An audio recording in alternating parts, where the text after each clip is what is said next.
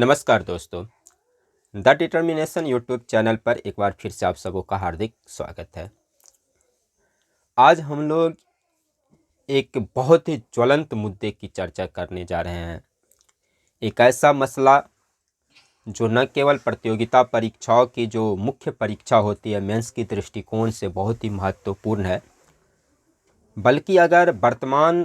समय में देखा जाए तो सबसे ज्वलंत मुद्दों में से एक है। जी हाँ, शायद आप सही सोच रहे हैं। आज हम चर्चा करने जा रहे हैं उस ज्वलंत मुद्दे की, उस हालिया घटना की जिसके कारण सरकार और सुप्रीम कोर्ट बिल्कुल आमने सामने आ खड़ी हुई है और एक तरह से कार्यपालिका और न्यायपालिका, विधायिका, सरकार के इन तीनों अंगों, हमारे संविधान में जैसा कि आपको मालूम है कि विधायिका, कार्यपालिका और न्यायपालिका के अपने अपने अधिकार क्षेत्र सुनिश्चित किए गए हैं, लेकिन ये टकराहट आज एक बार फिर से उभर कर सामने आ चुकी है और हालिया कुछ घटनाक्रम ऐसे हो रहे हैं जिससे न्यायपालिका और सरकार, यानी कि सुप्रीम कोर्ट और सरकार बिल्कुल आमने सामने आ गई है। और सरकार वर्सेस न्यायपालिका की इस लड़ाई में क्या होगा आगे? क्या कॉलेजियम सिस्टम,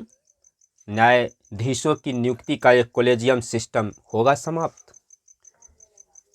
क्या सरकार एनजेक को कुछ संशोधनों के साथ फिर लाने पर कर रही है विचार? आखिर क्या है उपाय? ये तमाम वो सवाल हैं जो कहीं न कहीं देश के हर एक नागरिकों, हर एक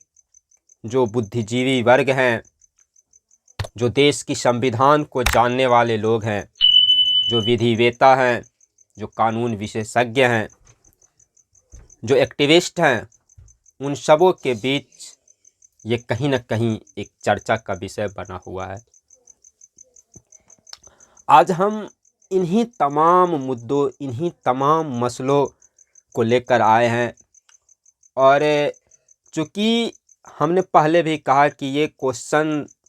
आगामी जो प्रतियोगिता परीक्षाएं हैं, जिसके मेंस खास करके जो बिहार लोक सेवा आयोग के 67वीं की मेंस एग्जामिनेशन होने वाली है, तो उनके दृष्टिकोण से भी ये काफ़ी महत्वपूर्ण एक प्रश्न बन सकता है, जहाँ पे कि न्यायिक सक्रियता, न्यायिक समीक्षा के क्वेश्चन विगत के वर्षों में प्रीवियस ईयर प्रश्नों में पूछे जा चुके हैं और जिस तरह से ट्रेंड बदल रहे हैं बिहार लोक सेवा आयोग की, तो कहीं ना कहीं ये संभावना बन रही है कि इस बार कॉलेजियम प्रणाली से एक क्वेश्चन जो है वो पूछा जाए और ये एक बहुत ही महत्वपूर्ण प्रश्न हो सकता है। तो मुद्दे बहुत सारे हैं कि आखिर क्या है ये कॉलेजियम प्रणाली। सबसे पहले तो हम जानेंगे जो जिन मुद्दों को आज के इस सत्र के द्वारा, आज के इस क्लास के द्वारा हम सबसे पहले तो उन कंटेंट की चर्चा कर देना चाह रहे हैं कि आखिर किन मुद्दों पर आज हम परिचर्चा करने जा रहे हैं। आज का ये क्लास, आज का ये सत्र कॉलेजियम से संदर्भित किन बिंदुओं पर टिकी होगी। सबसे पहले तो हम जानेंगे हालिया संदर्भ। आखिर क्या है वो हालिया घटनाएं जिसके कारण सरकार और सुप्रीम कोर्ट में इस कदर ठनी हुई है। बयानबाजी दोनों तरफ से हो रहे हैं। क्या न्यायपालिका की स्वतंत्रता, न्यायपालिका की संप्रभुता का मसला जजों के लिए इतना आवश्यक है या ये जनता के लिए आवश्यक है? इन्हीं मुद्दों की पड़ताल करेंगे हालिया संदर्भ में। दूसरी कि आखिर क्या है कॉलेजियम सिस्टम, तो हम जानेंगे कि आज के इस क्लास में हम किन बिंदुओं की चर्चा करने जा रहे हैं। सबसे पहला बिंदु जो हमारा होगा वो होगा कि आखिर क्या है वो विवाद की वजह जिसके कारण सरकार और सुप्रीम कोर्ट इस कदर आमने सामने आ खड़ी हुई है। फिर हम जानेंगे कि आखिर कैसे आई ये कॉलेजियम सिस्टम, क्या है कॉलेजियम सिस्टम, न्यायाधीशों के नियुक्ति की क्या ये कॉलेजियम सिस्टम हमारी संविधान प्रदत्त सिस्टम है? अगर नहीं तो फिर कैसे डेवलप हुआ ये कॉलेजियम सिस्टम और क्या है उसकी कार्य प्रणाली? इसके अलावा हम देखेंगे आज 99वें संविधान संशोधन को यानी एनजेक, नेशनल जुडिशरी अपॉइंटमेंट कमेटी, जिसका गठन किया गया था वर्ष 2014 में, लेकिन 16 अक्टूबर 2015 को सुप्रीम कोर्ट ने इसे संविधान के आधारभूत ढांचे का उल्लंघन करार दिया और इसे रद्द कर दिया। आखिर क्या था वो 99वां संविधान संशोधन जो एक बार फिर से चर्चा में आ गया है, और फिर क्या आगे की राह होनी चाहिए? और इन्हीं मुद्दों की पड़ताल हम आज के इस सत्र में, आज के इस क्लास में, आज के इस सेशन में करने जा रहे हैं। वीडियो थोड़ा लंबा होगा, हम कोशिश करेंगे कि हम उन तमाम पहलुओं को अच्छी तरह से समझें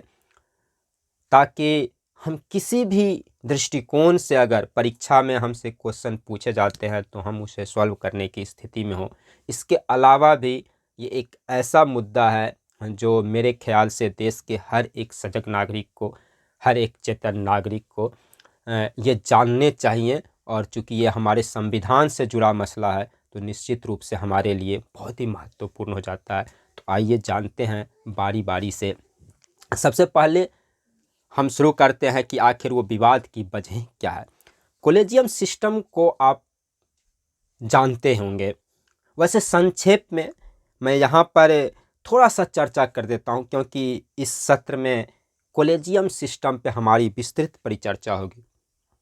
जैसा कि आप सबों को मालूम है कि हमारे देश में जो वर्तमान समय में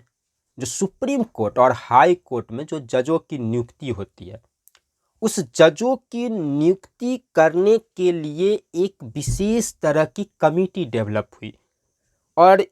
ये कॉलेजियम प्रणाली वस्तुतः संविधान के शीर्ष व्याख्याकार, जी हाँ, हमारी संविधान की शीर्ष व्याख्याकार सुप्रीम कोर्ट को मानी जाती है, उच्चतम न्यायालय को मानी जाती है। और दरअसल कॉलेजियम सिस्टम हमारे संविधान के उसी शीर्ष व्याख्याकार उच्चतम न्यायालय, माननीय उच्चतम न्यायालय के आदेशों, माननीय सर्वोच्च न्यायालय के संवैधानिक व्याख्या और उनके आदेशों के फलस्वरूप ये एक माध्यम विकसित किया गया जिसके द्वारा सुप्रीम कोर्ट में और हाई कोर्ट में जजों की नियुक्ति की जाती है। बहुत साफ शब्दों में इस चीज़ को ऐसे समझ सकते हैं कि कॉलेजियम प्रणाली हमारे मूल संविधान में कहीं नहीं था। 1993 के जो सेकेंड जजेज केस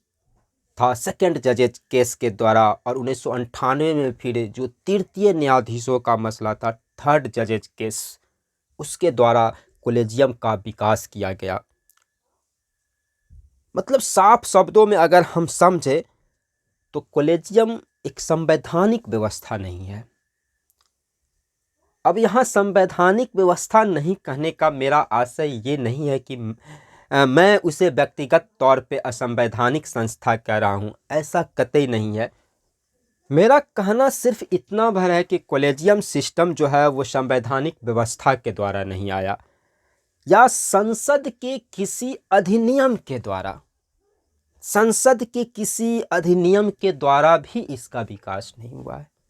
बल्कि कॉलेजियम सिस्टम, कॉलेजियम व्यवस्था जो है वो संविधान के शीर्ष व्याख्याकार उच्चतम न्यायालय के संवैधानिक व्याख्या और उनके निर्णयों के माध्यम से, उनके आदेशों के माध्यम से ये एक सृजित हुआ, जिसमें सुप्रीम कोर्ट के वरिष्ठ न्यायाधीशों की एक टीम सुप्रीम कोर्ट में और हाई कोर्ट में जजों की नियुक्ति के संदर्भ में सारे कार्य करते हैं, और उसी के आधार पर सुप्रीम कोर्ट में और हाई कोर्ट में जो है वो जजों की नियुक्ति की जाती है। यहाँ इस बात का हम उल्लेख करना चाहेंगे कि हमारे देश की जो संविधान है, हमारे देश की जो कॉन्स्टिट्यूशन है, उस कॉन्स्टिट्यूशन में आर्टिकल 124(2) में जजों के नियुक्ति के संदर्भ में प्रावधान जो है उसका वर्णन है,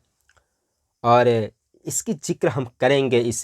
क्लास के सत्र में। फिलहाल आ रहे हैं हम उस हालिया संदर्भ की ओर जो विवाद का मुद्दा है और जिसके कारण सरकार और सुप्रीम कोर्ट जो है उसमें एक ठन चुकी है, एक टकराहट की तरह, जो कतई भी अगर हम देखें संविधान के दृष्टिकोण से हमारे देश की जो व्यवस्था है, जो संवैधानिक व्यवस्था है, उसके दृष्टिकोण से हम देखें तो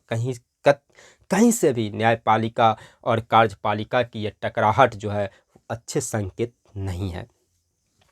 तो इस विवाद का जन्म कई कारणों से है, कई कारणों से हाल के दिनों में जो है ये बहुत ही चर्चित मुद्दा बना हुआ है, और हम चाहेंगे कि इस विवाद की वर्तमान जो पृष्ठभूमि है, मतलब हालिया पृष्ठभूमि, ये चूंकि कॉलेजियम सिस्टम का विवाद एक बहुत पुराना विवाद है और बहुत पहले से विभिन्न राजनीतिक दल के राजनेताओं के द्वारा या जो सोशल एक्टिविस्ट हैं उनके द्वारा, या क्या कहते हैं, बहुत सारे जो विधि के जानकार व्यक्ति हैं, विधिवेताओं के द्वारा जो है कॉलेजियम सिस्टम पर जो है वो समय समय पे उंगली उठाई जाती रही है, या इनके पक्ष और विपक्ष में लोग हमेशा से बटे हुए दिखाई पड़ते हैं। कुछ लोग जहां सरकार के निरंकुशता तानाशाही के खिलाफ कॉलेजियम सिस्टम को एक जिम्मेवार कमेटी मानती है, वहीं पे कुछ लोग इसकी संवैधानिकता पर उंगली उठाते हैं। तो ये विवाद बहुत पुराना है और लंबे अवधि से चल रहा है, लेकिन हम पहले ये हालिया विवाद, आखिर जो हाल के दिनों में ऐसा क्या कुछ हुआ जिसके कारण फिर से एक बार कॉलेजियम सिस्टम की जो वैधता है, कॉलेजियम सिस्टम की जो संवैधानिकता है, उस पर जो है वो एक गहरा मंथन, एक विमर्श का जो एक परिदृश्य सा बन चुका है, उस पर चर्चा करने जा रहे हैं। तो हम कह सकते हैं कि ये हालिया संदर्भ जो है, इसकी शुरुआत आपको 17 सितंबर 2002 को केंद्रीय विधि मंत्री, केंद्रीय कानून मंत्री किरण रिजिजू के एक बयान से होती है। केंद्रीय कानून मंत्री किरण रिजिजू महोदय जो हैं, उनकी दो बयान जो काफ़ी चर्चित बयान है। एक बयान उनकी 17 सितंबर 2022 की बयान है, और दूसरा बयान उन्होंने विगत पिछले महीने की 25 नवंबर 2022 को दिया था। आइए देखते हैं कि आखिर क्या कहा था किरण रिजिजू ने अपने बयान में। किरण रिजिजू ने 17 सितंबर 2022 को उच्च न्यायपालिका में नियुक्तियों में कॉलेजियम प्रणाली को असंवैधानिक करार किया। उन्होंने साफ शब्दों में, हालांकि इससे पहले अगर आप देखें तो किरण रिजिजू जी के बयान जो है 2015 में भी जो है वो कॉलेजियम सिस्टम के खिलाफ था, और उन्होंने एक बार फिर से अपने पुराने स्टैंड को दोहराते हुए 17 सितंबर 2022 को कहा कि उच्चतम न्यायालय और उच्च न्यायालय, हाई कोर्ट में और सुप्रीम कोर्ट में जो न्यायपालिका के नियुक्तियों की जो ये कॉलेजियम प्रणाली है, ये कॉलेजियम प्रणाली असंवैधानिक प्रणाली है, ये संवैधानिक रूप से सही नहीं है, और अब ज़रूरत है कि इस कॉलेजियम सिस्टम पर एक बार फिर से विचार किया जाए। ये किरण रिजिजू जी का बयान है 17 सितंबर 2022। इससे एक कदम आगे बढ़कर एकदम हाल के दिनों में ये 25 नवंबर 2022 को केंद्रीय कानून मंत्री, विधि मंत्री किरण रिजिजू जी ने जो कहा वो बहुत ही महत्वपूर्ण है। हम उनके बयानों को पढ़ रहे हैं, जरा देखिएगा और सुनिएगा, समझिएगा कि क्या कहा उन्होंने। किरण रिजिजू जी ने कहा, अगर आप उम्मीद करते हैं कि सरकार केवल कॉलेजियम द्वारा सिफारिश किए जाने के कारण न्यायाधीश के रूप में नियुक्त किए जाने वाले नाम पर हस्ताक्षर करेगी, तो इसमें सरकार की भूमिका क्या है? वस्तुतः यह बैकग्राउंड बनता है। हाल के दिनों में हुआ क्या कि सुप्रीम कोर्ट और हाई कोर्ट में जो न्यायाधीशों के नियुक्ति के संदर्भ में कॉलेजियम ने जो सिफारिश भेजी राष्ट्रपति के पास, दरअसल उनमें से बहुत सारे, इसकी एक विशेष प्रणाली है कि कॉलेजियम जो है वो सिफारिश भेजती है राष्ट्रपति के पास। सरकार कभी कभी उसे वापस भी कर देती है, जहाँ पे पुनर्विचार या अपने सुझाव के साथ सरकार जो है वो उसे कॉलेजियम के पास वापस भेजती है। कॉलेजियम चाहे तो सरकार के सुझावों को के अनुरूप या उसे उसी रूप में जो है पुनः अगर राष्ट्रपति के पास भेज देती है तो राष्ट्रपति के पास दूसरा ऑप्शन नहीं होता है सिवाय इसे स्वीकार करने के। और हाल के दिनों में सरकार की तरफ से जो है कॉलेजियम के द्वारा जो भेजी गई जजों की नियुक्ति की फाइल थी उसे कॉलेजियम को वापस किया गया था, और इसी पे सुप्रीम कोर्ट ने जो है वो नाराज़गी व्यक्त किया था। सुप्रीम कोर्ट की नाराज़गी के बाद किरण रिजिजू जी का ये बयान था जिसमें उन्होंने कहा था कि अगर आप ये उम्मीद करते हैं कि सरकार जो है केवल कॉलेजियम द्वारा भेजे गए फाइल पे दस्तखत कर दे तो फिर सरकार की क्या भूमिका है इसमें। उन्होंने आगे बढ़कर कहा कि ऐसे में यह नहीं कहा जाना चाहिए कि सरकार फाइल पर बैठी रहती है। आप फाइल सरकार को भेज ही क्यों रहे हैं, आप खुद नियुक्ति कर लीजिए। सिस्टम इस तरह से काम नहीं करता है। मतलब किरण रिजिजू जी ने बहुत ही साफ शब्दों में ये कहा कि जब जजों की नियुक्ति कॉलेजियम के सिफारिशों से ही होनी है, जो कॉलेजियम के द्वारा भेजे गए नाम है उन्हीं को जज के रूप में नियुक्त करना है, तो फिर सरकार के पास भेजने का ही क्या मतलब बनता है। क्यों भेजती है सरकार के पास कॉलेजियम इन नामों को, जब वो खुद ही नियुक्ति करते हैं तो खुद नियुक्त कर ले। सरकार अगर इसमें कुछ संशोधन ही नहीं कर सकती है, केवल दस्तखत करना है,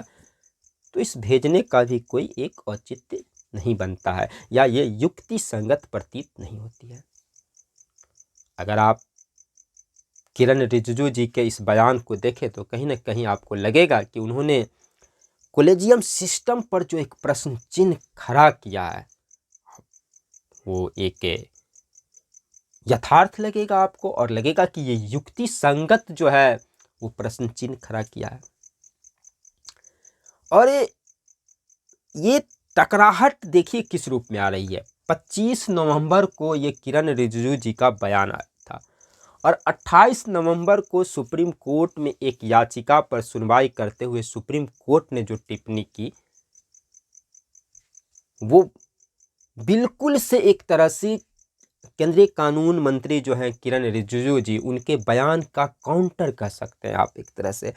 और माननीय सुप्रीम कोर्ट में आपको 28 नवंबर 2022 मतलब ठीक 3 दिन बाद 25 नवंबर 2022 को किरण रिजिजू जी ने यह बयान दिया और 28 नवंबर 2022 को सुप्रीम कोर्ट में एक याचिका लगाई गई थी और वो याचिका लगाई गई थी एडवोकेट एसोसिएशन बेंगलुरु की तरफ से। दरअसल ये याचिका क्यों लगाई गई थी, जरा इसको समझते हैं, पहले प्रयास करते हैं कि इसको समझने का प्रयास करते हैं कि ये याचिका क्यों लगाई गई। दरअसल ये याचिका लगाया गया था जिसमें कि एडवोकेट एसोसिएशन बेंगलुरु की तरफ से ये एक अवमानना याचिका थी, कंटेम्प्ट पेटिशन था। और इस कंटेम्प्ट पेटिशन पर के द्वारा आरोप किस पर था, ये अवमानना की एक याचिका थी। और वो अवमानना किसका, सुप्रीम कोर्ट का। किसके द्वारा, सरकार के द्वारा। मतलब एडवोकेट एसोसिएशन बेंगलुरु का ये मानना था कि सरकार ने जजों के नियुक्ति की जो फाइल है, जिस फाइल को मतलब उस पर विचार ही नहीं कर रही है, तो कॉलेजियम प्रणाली को ये अधिकार दिया गया है कि वो जजों को नियुक्त करे। बात तो सही है कि कॉलेजियम प्रणाली के पास ये अधिकार है जजों के नियुक्ति के संदर्भ में, और सरकार उन सिफारिशों को मानने के लिए बाध्य है।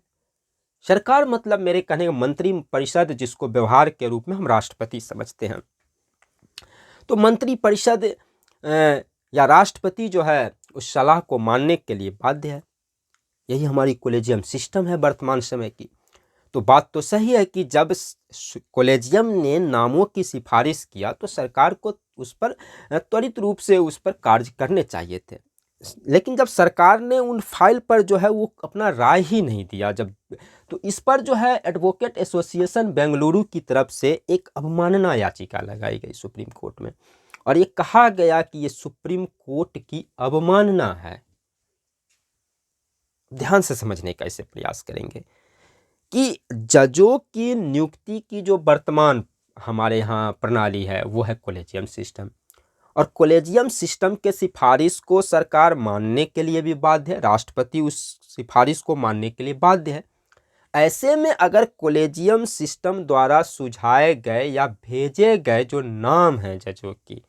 अगर उसे सही समय पर अगर नहीं स्वीकार किया जाता है तो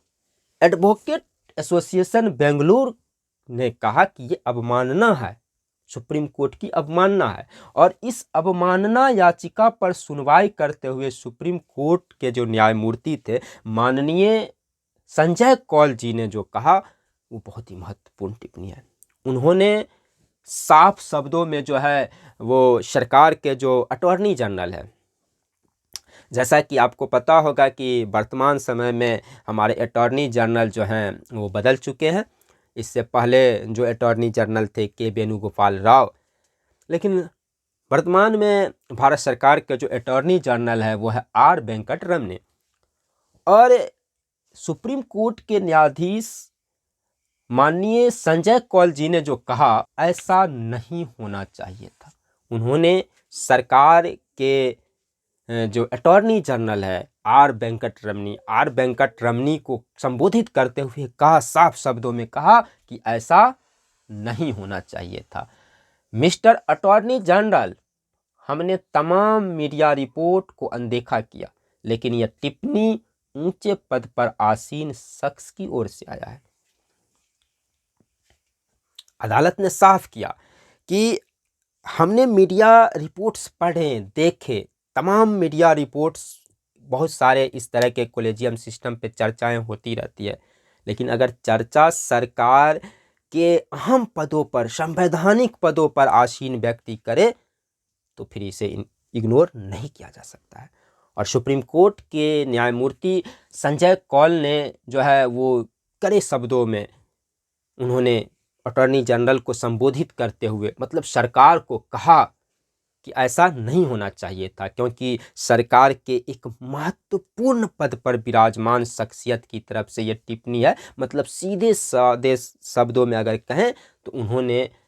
केंद्रीय कानून मंत्री किरण रिजिजू जी का नाम लिए बगैर सरकार को घेरा, और सरकार को घेरने की कोशिश करते उन्होंने कहा कि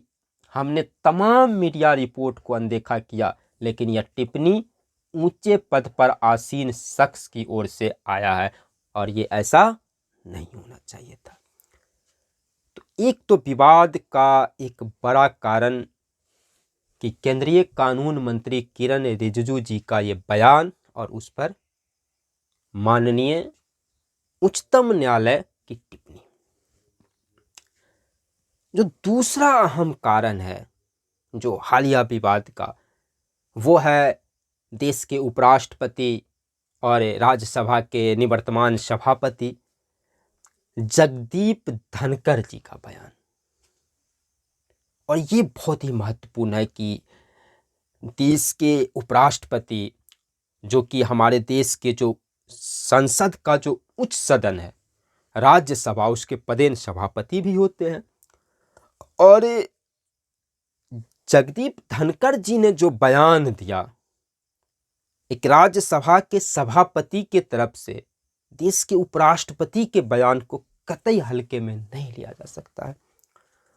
और जगदीप धनखड़ जी ने जो कहा उसे जरा समझने का प्रयास करते हैं। उनके ये दो बयान जो बहुत ही महत्वपूर्ण है और कहीं ना कहीं वर्तमान समय में कॉलेजियम सिस्टम को लेकर जो एक पूरा का पूरा माहौल बना हुआ है, उस पूरे विवाद की पृष्ठभूमि में ये दो बयान जो हैं वो काफ़ी अहम बयान हैं। तो हम जानने की कोशिश करते हैं कि आखिर क्या कहा उपराष्ट्रपति महोदय जो हैं वो जगदीप धनखड़ जी ने। जगदीप धनखड़ जी ने सबसे पहले जो है 3 दिसंबर 2022 को एक बयान दिया। ये आप देख पा रहे होंगे, ये उनका बयान है कि 3 दिसंबर 2022 को OP Jindal global university Delhi में आयोजित, ये एक यूनिवर्सिटी है OP Jindal global university Delhi में आयोजित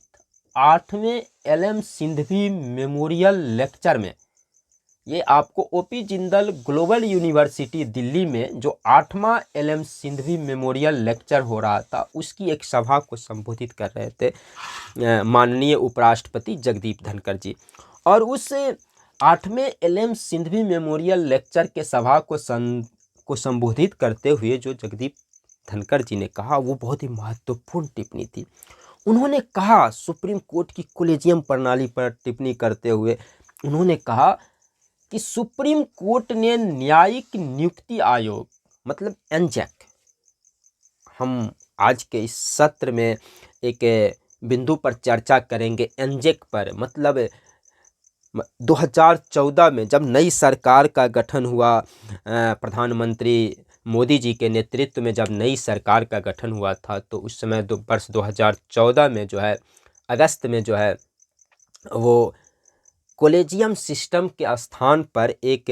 नई नियुक्ति आयोग, जजों के नियुक्ति के संदर्भ में एक नए आयोग के गठन की रूपरेखा तय की गई थी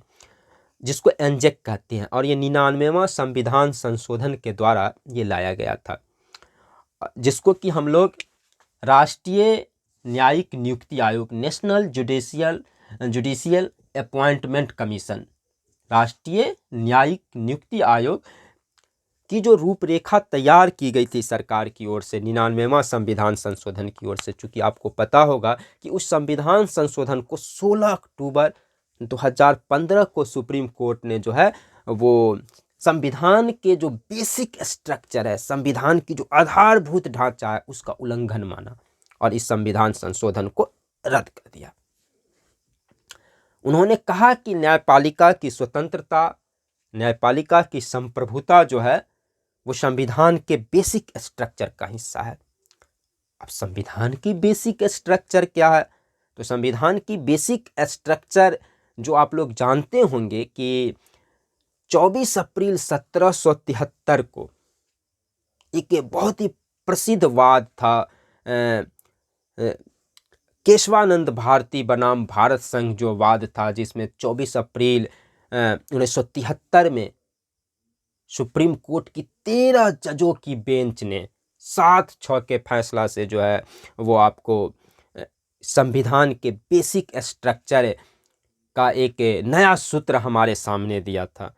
और उसमें उन्होंने कहा था कि कौन कौन से चीज़ जो है वो संविधान का आधारभूत हिस्सा है, जहाँ पे सरकार जो है वो संशोधन नहीं कर सकती है। और उन्होंने ये भी कहा कि हम समय समय पे बताएंगे कि वो बेसिक स्ट्रक्चर क्या चीज़ है, हम एक बार नहीं बताएंगे, जैसे जैसे समय आएगा वैसे वैसे हम बताते चले जाएंगे कि कौन कौन से चीज़ संविधान के बेसिक स्ट्रक्चर का हिस्सा है। जैसे संघवाद है, जैसे जो फंडामेंटल राइट्स हैं वो संविधान के बेसिक स्ट्रक्चर का हिस्सा, जैसे सेकुलरिज्म है, जैसे आप कह सकते हैं हमारे देश की जो धर्मनिरपेक्षता है, ये बेसिक स्ट्रक्चर का हिस्सा है। और उन्होंने ये कहा कि न्यायपालिका की स्वतंत्रता का जो मुद्दा है वो संविधान के बेसिक स्ट्रक्चर का मुद्दा है। और 99वां संविधान संशोधन कहीं ना कहीं न्यायपालिका की स्वतंत्रता पर हमला है और ये बेसिक स्ट्रक्चर के खिलाफ है और इसलिए उसको रद्द कर दिया गया था। हम एनजेक पर भी आज चर्चा करेंगे कि कैसे क्या था वो एनजेक की रूपरेखा, सरकार ने किस तरह के नियुक्ति आयोग का गठन किया गया था और क्या कहा सुप्रीम कोर्ट ने उस फैसले 1030 पृष्ठ का वो फैसला था सुप्रीम कोर्ट का, और 5 जजों की वो पीठ, संवैधानिक पीठ के द्वारा उसे रद्द किया गया था। फिलहाल देखते हैं कि उसी को उन्होंने ये जो जगदीप धनखड़ जो हमारे उपराष्ट्रपति हैं वर्तमान समय में, जो राज्यसभा के पदेन सभापति भी होते हैं, उन्होंने 3 दिसंबर 2022 को जो है ओपी जिंदल ग्लोबल यूनिवर्सिटी में जो है 8वें एलएम सिंघवी मेमोरियल लेक्चर में एक सभा को संबोधित करते हुए कहा कि सुप्रीम कोर्ट ने राष्ट्रीय न्यायिक नियुक्ति आयोग को रद्द कर दिया, लेकिन इस महत्वपूर्ण मसले पर संसद में बहस तक नहीं हुआ। उसके बाद उन्होंने कहा कि यह एक गंभीर मामला है, मैं इस पर हैरान हूं, यह संसदीय संप्रभुता से गंभीर समझौता है। जगदीप धनखड़ यहीं नहीं रुके, उन्होंने तो देश के प्रबुद्ध नागरिकों तक से अपील की। उन्होंने कहा कि न्यायिक प्रबुद्ध वर्ग, विचारवान मस्तिष्क, बुद्धिजीवियों से अपील करता हूं कि इस घटना के समानांतर पूरी दुनिया में कोई उदाहरण तलाशे जिसमें इस तरह संविधान के प्रावधान को रद्द किया गया हो। मतलब साफ है, जगदीप धनखड़ जी ने जो कहा उसका लब्बो लुहाव यह है कि उन्होंने कहा कि सुप्रीम कोर्ट ने वर्ष 2015 में जिस 99वां संविधान संशोधन को, एनजेक को रद्द कर दिया गया और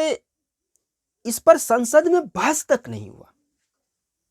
वो आश्चर्य जताते हैं। वो कहते हैं यह हैरान करने वाला मसला, मैं हैरान हूं इस मसले पर, एक बहुत ही गंभीर मसला है और उस गंभीर मसले पर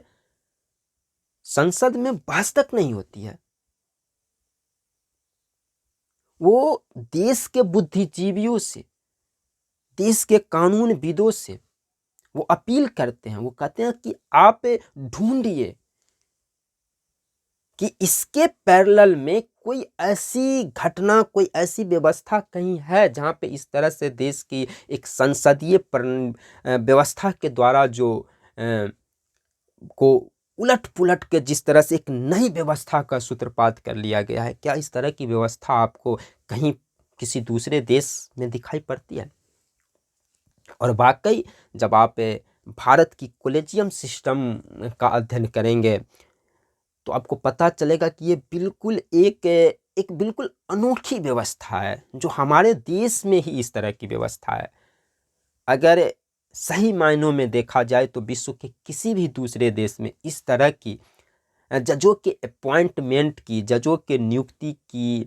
मतलब इस तरह की कोई व्यवस्था कहीं पे नहीं दिखाई पड़ती है। और चूंकि हमारे संविधान में कॉलेजियम प्रणाली कहीं नहीं था, आर्टिकल 124(2) 124 का सब क्लॉज 2 में साफ शब्दों में ये कहा गया है कि राष्ट्रपति जो है हाई कोर्ट में और सुप्रीम कोर्ट में जजों की नियुक्ति जो है वो किनके सलाह से, मंत्री परिषद का अनुशंसा होगा, और किसके सलाह से, तो सीजेआई और सुप्रीम कोर्ट के जो वरिष्ठतम जजों के सलाह से करेंगे, उनके परामर्श से करेंगे। तो उन्होंने इसी बात पे हैरानी जताते हुए कहा कि क्या इस तरह की व्यवस्था जो है, कॉलेजियम की जो व्यवस्था है, वो आपको दुनिया के किस संविधान में है, कहाँ पे इस तरह की व्यवस्था है? और फिर जब उस व्यवस्था के स्थान पर एक अंजक व्यवस्था को अपनाया गया था संविधान संशोधन के द्वारा, फिर उसे सुप्रीम कोर्ट ने खारिज कर दिया, रद्द कर दिया और संसद में इस मसले पे बहस तक नहीं हुई। तो ये उनका बयान जो है, ये आपको देखिए कि 3 दिसंबर 2022 को, मतलब पिछले महीने की ये बयान है। अब एकदम रिसेंटली जो उनकी बयान है कि आपको याद होगा कि जब उपराष्ट्रपति के रूप में उन्होंने पदभार संभाला और राज्यसभा की पहली दिन जब वो राज्यसभा के पदेन सभापति के रूप में राज्यसभा पहुंचे, तो वहाँ पर एक बार पुनः उन्होंने अपने बयान को एक तरह से समझिए दोहराया और एक बार फिर से उन्होंने जो है न्यायपालिका की जो कॉलेजियम सिस्टम है उसको कटघरे में खड़ा किया। और ये एक बड़ी बात है कि एक मतलब देश के इतने बड़े पद पर विराजमान एक व्यक्ति जो है वो मतलब संसद के उच्च सदन के द्वारा वहाँ से आपको एक न्यायपालिका की एक सिस्टम के बारे में कुछ टिप्पणी कर रहे हैं, तो वाकई ये गंभीर मसला है। देखते हैं कि 7 दिसंबर 2022 को उन्होंने क्या कहा। और ये बयान, ध्यान रखेंगे, ये बयान उनके सदन के पहले दिन का बयान है, जिस दिन जगदीप धनखड़ महोदय राज्यसभा के पदेन सभापति के रूप में आते हैं और तमाम जो औपचारिकताएं थी उसको पूरा करने के बाद जब उनका पहला बयान था, तो वो बयान जो है, किसको पता था कि वही बयान जो है वो एक न्यायपालिका और कार्यपालिका के बीच इतनी बड़ी टकराहट के रूप में वो जन्म ले लेगी। फिलहाल देखते हैं कि उनका ये बयान क्या था। उन्होंने कहा कि सरकार ने एक साहसिक कार्य करते हुए 99वां संविधान संशोधन किया था, लेकिन नेशनल जुडिशियल कमीशन एनजेक की स्थापना का रास्ता खुला और इसे अभूतपूर्व समर्थन मिला। देखिए ध्यान से कि जगदीप धनखड़ ने 7 दिसंबर 2022 को जो उनका पहला बयान था राज्यसभा के सभापति के रूप में, क्या कहा उन्होंने कहा कि सरकार ने एक साहसिक कार्य करते हुए 99वां संविधान संशोधन किया था और नेशनल जुडिशियल अपॉइंटमेंट कमीशन यानी एनजेक की स्थापना का रास्ता खुला, इसे अभूतपूर्व समर्थन मिला। 13 अगस्त 2014 को लोकसभा में यह कानून सर्वसम्मति से पास हुआ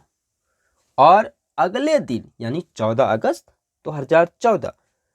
को राज्यसभा में पास हुआ।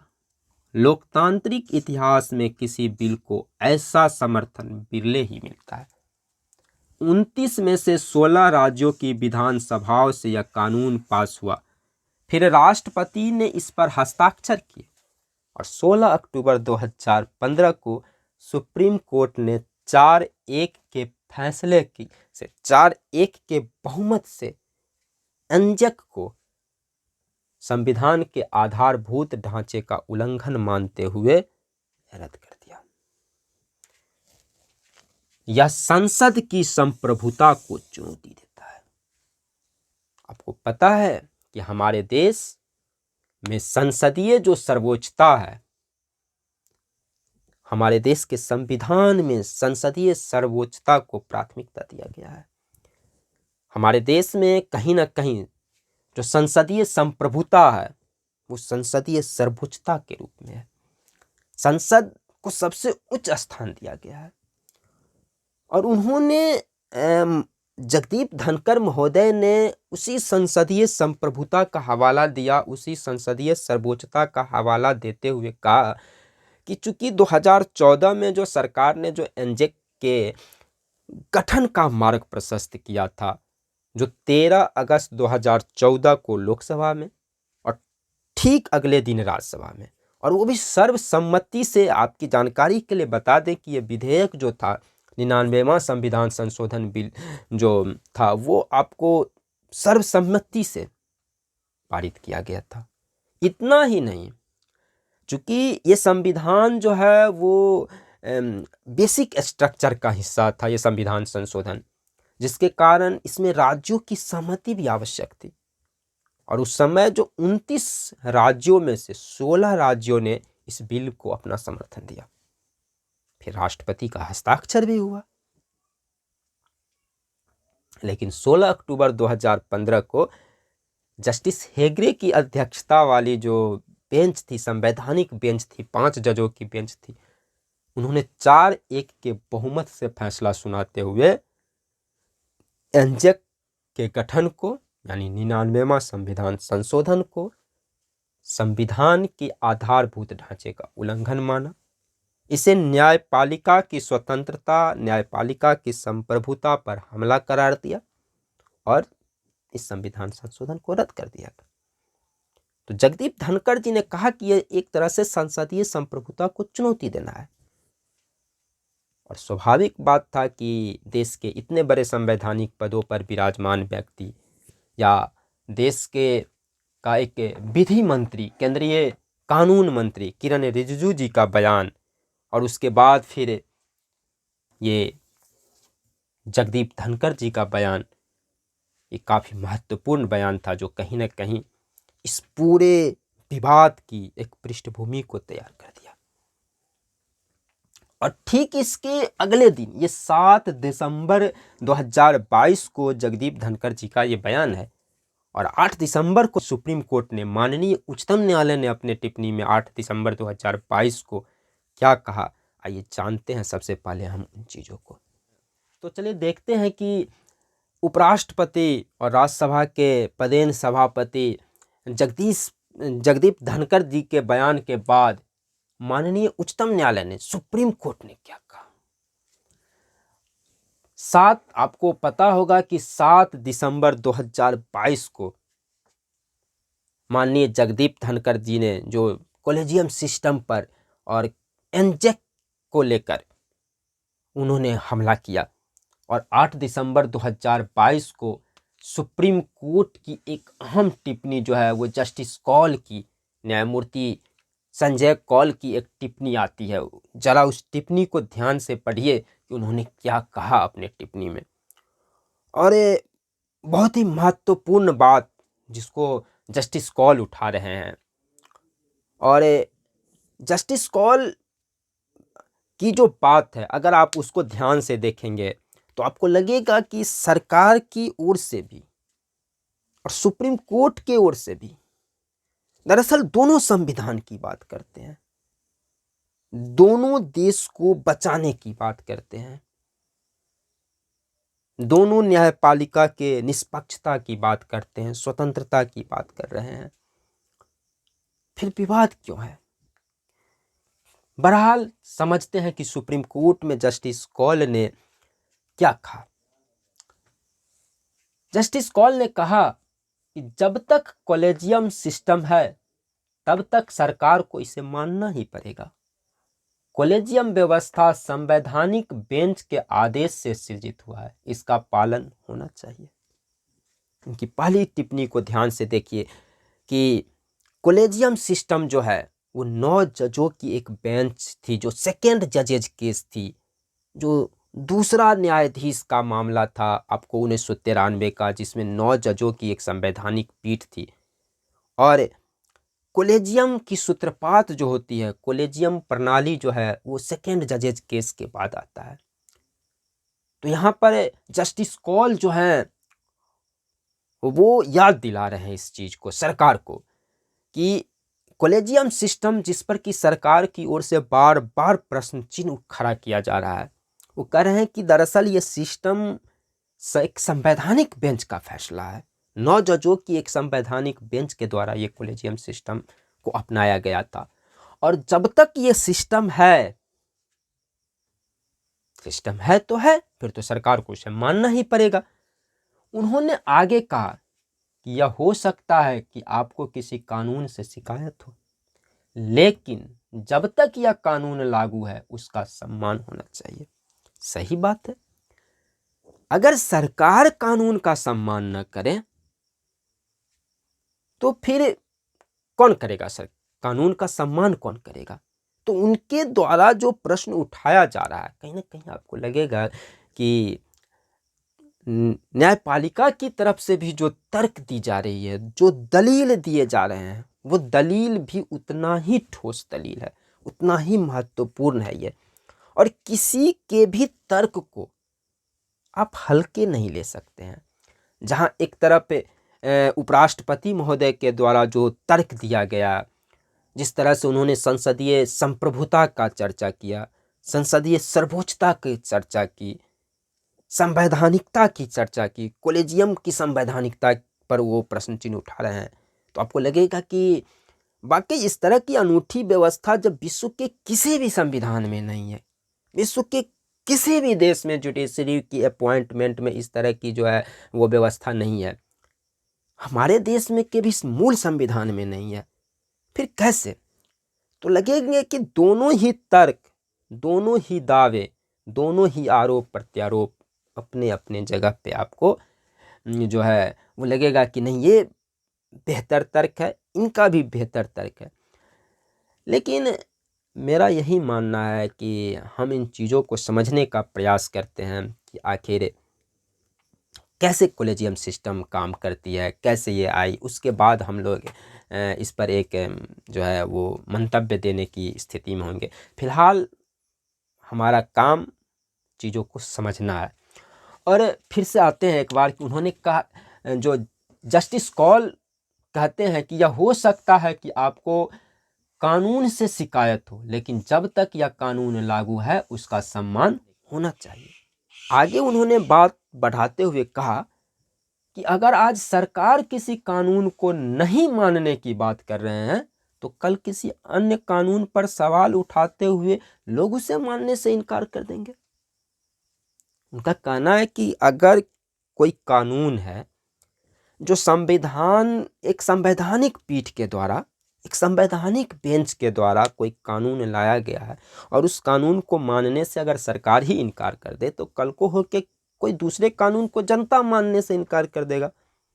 देश के नागरिक उसे मानने से इनकार कर देंगे। तो ऐसे में तो फिर एक क्या कहते हैं, वो अनिश्चितता की स्थिति उत्पन्न हो जाएगी, एक विवाद की स्थिति उत्पन्न हो जाएगी, एक असंतुलन पैदा हो जाएगा इस तमाम चीज़ों से। इतना ही नहीं, जस्टिस कौल अपनी बात को आगे बढ़ाते हुए ये भी कहा कि सरकार को इस मुद्दे पे कानून बनाना है तो बनाए। उन्होंने एक रास्ता भी दिया। उन्होंने ये कहा कि सरकार को लग रहा है कि कुछ बेहतर होना चाहिए, अगर सरकार को लग रहा है कि इस पे कानून होने चाहिए कॉलेजियम सिस्टम में, तो उनका मानना है कि सरकार इस पे कानून बनाए। लेकिन जब तक कॉलेजियम प्रणाली है, जब तक ये कानून है, तब तक इस कानून का सम्मान कीजिए। अगर आपको लगता है कि इस कानून में कहीं लूप होल है, ये कानून ठीक नहीं है, इस कानून में संशोधन होना चाहिए, इसमें तब्दीलियां होनी चाहिए, संसद जो है वो कानून तो बना सकती है। तो उन्होंने साफ शब्दों में कहा कि सरकार इस मुद्दे पे अगर सरकार को इस मुद्दे पे कानून बनाना है तो बनाए। लेकिन उन्होंने एक चेतावनी भी दे डाली। उन्होंने ये भी कहा कि लेकिन एससी के पास इसके न्यायिक समीक्षा की शक्ति है, क्योंकि न्यायपालिका का जो मसला है, जजों के अपॉइंटमेंट की जो मसला है, वो आधारभूत संविधान के आधारभूत ढांचे का एक भाग है, बेसिक स्ट्रक्चर का भाग है। और इसलिए सुप्रीम कोर्ट साफ शब्दों में कह रहा है कि आप कोई बेहतर कानून बना सकते हैं तो बनाइए, आपका काम है कानून बनाना। लेकिन ध्यान रखें कि यहाँ सुप्रीम कोर्ट के पास न्यायिक समीक्षा की शक्ति है, मतलब कि एक ऐसा कानून होना चाहिए जो संविधान का उल्लंघन न करता हो, न्यायपालिका की स्वतंत्रता को कुंद नहीं करता हो, तो ठीक है। अन्यथा एनजेक का हाल तो देखा ही जा चुका है। तो ये एक तरह की चेतावनी का शब्द है। उन्होंने जो देश के अटॉर्नी जनरल है, सरकार के जो अटॉर्नी जनरल है आर वेंकटरमणी, उनको संबोधित करते हुए कहा कि वह केंद्रीय मंत्री को सलाह दें कि वह कॉलेजियम सिस्टम की सार्वजनिक आलोचना से बचे। उन्होंने साफ शब्दों में सरकार के जो अटॉर्नी जनरल है उनको कहा कि वह सरकार के जो मंत्री हैं, सरकार में जो अहम पदों पर जो हैं विराजमान, उन लोगों को ये कहें, उन लोगों को ये साफ शब्दों में कहें, सलाह दें कि कॉलेजियम सिस्टम की सार्वजनिक जो आलोचना है उन सार्वजनिक आलोचना से बचे। और ये पूरी टिप्पणी जो है वो सरकार के द्वारा जो फाइल वापस की गई, जजों के नियुक्ति के संदर्भ में जो कॉलेजियम द्वारा जो सिफारिश की गई फाइल थी, उसे वापस किए जाने पर सुप्रीम कोर्ट ने अपनी नाराजगी जताते हुए ये टिप्पणी की है। तो इस तरह से आप देख पा रहे होंगे कि किस तरह से जो है वो सरकार और जो सुप्रीम कोर्ट है, उच्चतम न्यायालय है, वो इस पूरी विवाद में आमने सामने आ खड़ी हुई है। इसके अलावा अगर आप देखें तो इस विवाद का एक तीसरा एंगल जो हम आपको दिखाना चाह रहे हैं, पहले तो हमने किरण रिजिजू जी का बयान देखा, और उस पर सुप्रीम कोर्ट ने क्या कुछ कहा ये भी हमने देखा। और याद कीजिए कि आपको 7 तारीख को जो जस्टिस जो थे CJI हमारे पूर्व के जो हैं UU ललित जी, वो सेवानिवृत्त हुए। और उससे ठीक एक दिन पहले जो है EWS आरक्षण पर एक संवैधानिक पीठ का 5 जजों की एक बेंच का फैसला भी आया। अगले दिन UU ललित सेवानिवृत्त होते हैं और उन्होंने किरण रिजिजू जी के इस बयान पर एक महत्वपूर्ण टिप्पणी की। उन्होंने कहा कि ये किरण रिजिजू जी का निजी बयान है और इससे सहमत नहीं हुआ जा सकता है। उन्होंने यहाँ तक कहा कि कॉलेजियम सिस्टम जो है वो काम करने का एक सही तरीका है। उन्होंने कॉलेजियम सिस्टम का बचाव किया। तो इस तरह से अपने अपने दावे, अपने अपने तर्क। एक तीसरा जो एंगल जिसकी तरफ हम ध्यान आकृष्ट कराना चाह रहे हैं, वो जो इस विवाद की एक वजह कह सकते हैं, जो जिसके कारण एक बार फिर से ये सारी कॉलेजियम सिस्टम की विवाद जो है वो ताज़ा हो चुकी है, और वो है कि SC के एक वकील यानी सुप्रीम कोर्ट के ही एक वकील मैथ्यूज जे नेदुम्पारा, इन्होंने एक याचिका लगाई।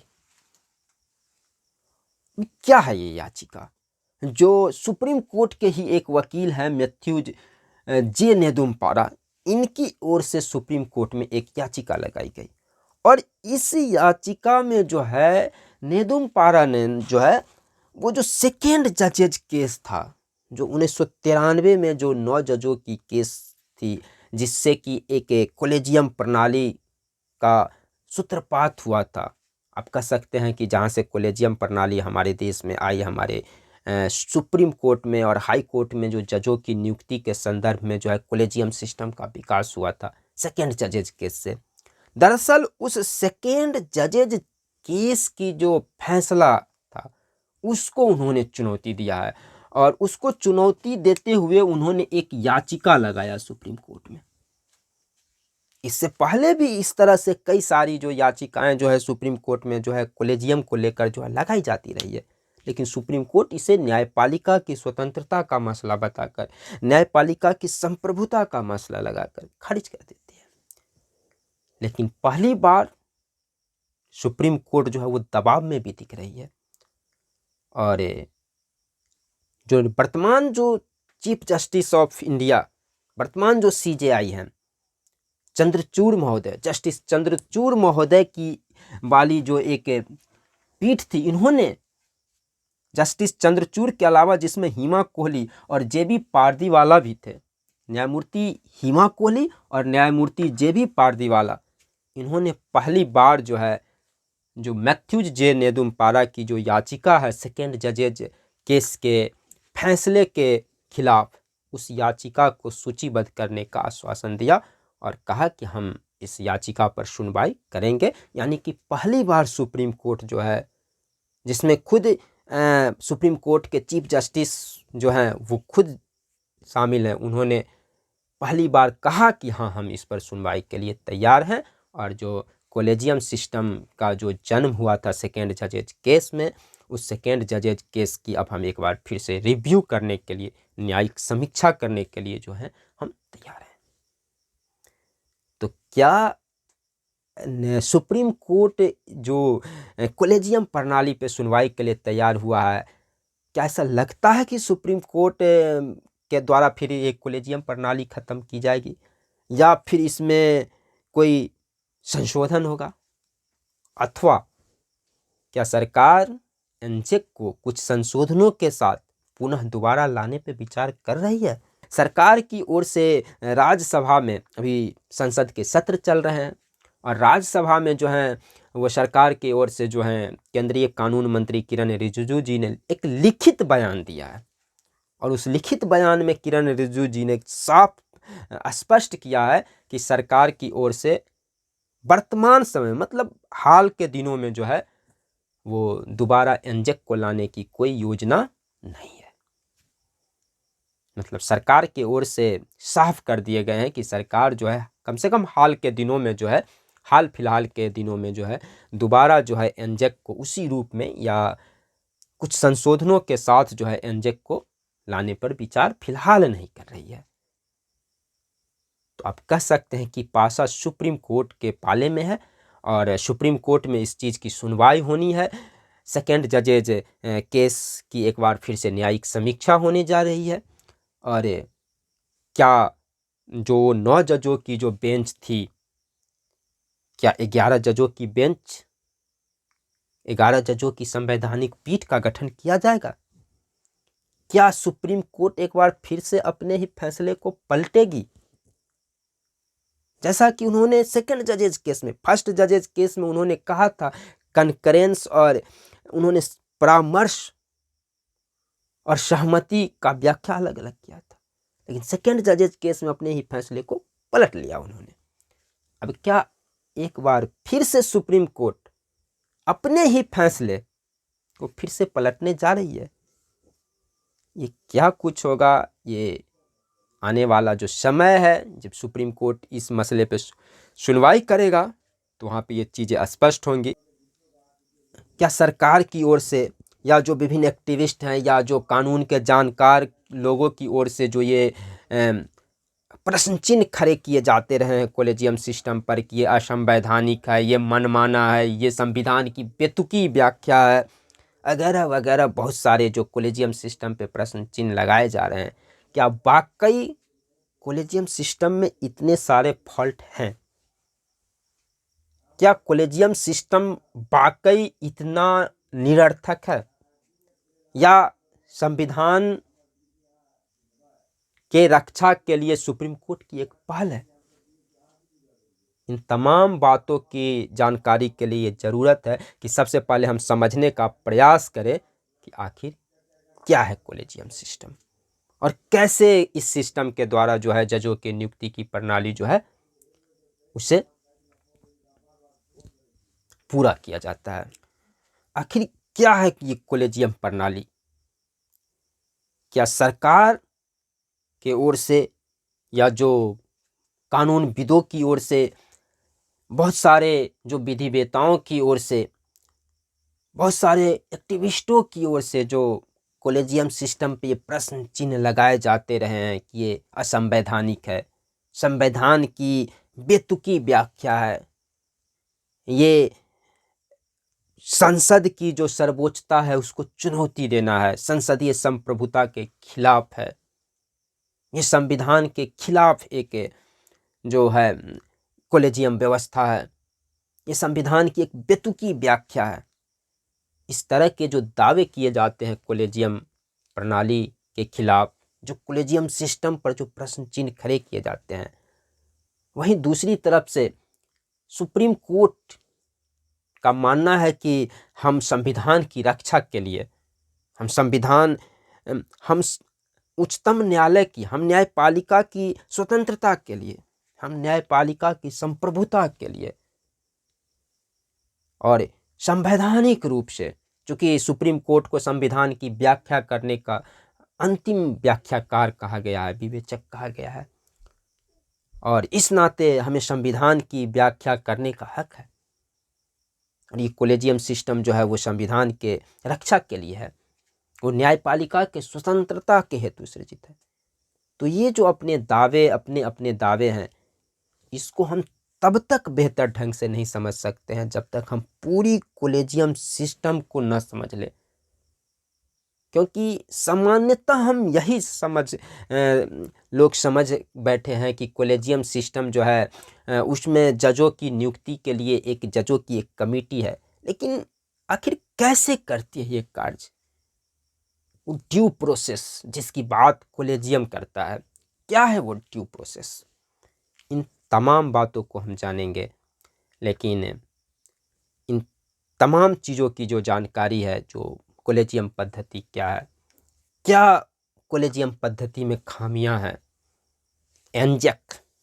राष्ट्रीय न्यायिक नियुक्ति आयोग की क्या रूपरेखा थी, क्यों रद्द कर दिया गया सुप्रीम कोर्ट के द्वारा, इन तमाम बातों की को हम लेके एक बार फिर से आपके सामने होंगे दूसरे क्लास में। और ये क्लास थोड़ा लंबा हो जाएगा, तो जो एक महत्वपूर्ण हिस्सा है, खास करके जो परीक्षार्थियों के लिए, जो बिहार लोक सेवा आयोग के 67वीं की मुख्य परीक्षा में सम्मिलित होने जा रहे हैं, या जो अन्य भी राज्य की जो अन्य जो पीसीएस एग्जामिनेशन है उसकी जो मेंस एग्जामिनेशन में ये इस बार के लिए एक बहुत ही महत्वपूर्ण टॉपिक होगा। तो क्या कुछ है, तो मिलते हैं एक अगले क्लास में, जहाँ पे हम इन तमाम बातों की पड़ताल करेंगे, जानेंगे कॉलेजियम व्यवस्था को, उसकी खामियों को, कॉलेजियम व्यवस्था पर क्यों प्रश्न चिन्ह खड़े किए जाते हैं, एनजेक को, और उसके बाद फिर आगे की राह क्या होनी चाहिए। इन तमाम बातों को लेकर हम अगले क्लास में मिलते हैं। तब तक के लिए धन्यवाद।